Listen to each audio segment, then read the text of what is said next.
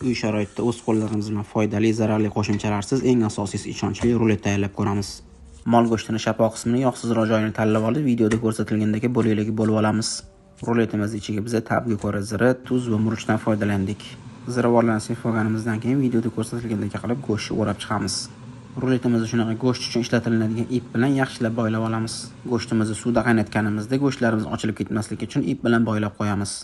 Kastrulka yoki qozonga go'shtlarimizni solib, ustini ko'mgucha suv solib qaynatamiz. Qaynab chiqqandan keyin yaxshilab ko'piklarni olib, tuz solib, butun murchdan qo'shib, ustini yopib qo'yib 4 soat davomida past olovda qaynatamiz. 4 soat davomida yaxshilab pishgan go'shtlarimizni 1-2 soat davomida suvni o'zida sovutib olamiz.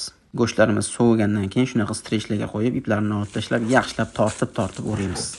Strechlangan go'shtlarimizni 5-6 soat davomida xolodilnikda sovutib olib, keyin kesamiz.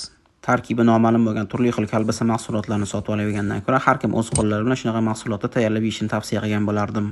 Bu ruletlar uchun ishlatilgan barcha mahsulotning grammlarini video ostidan topishingiz mumkin. Biz bu sohaga da'vogarlik qilmoqchi emasmiz, qo'ldan kelgancha tayyorlab ko'rishga harakat qildik. Xato va kamchiliklar uchun ma'zur tutasiz. Vaqtingizga rozi bo'ling. Assalomu alaykum.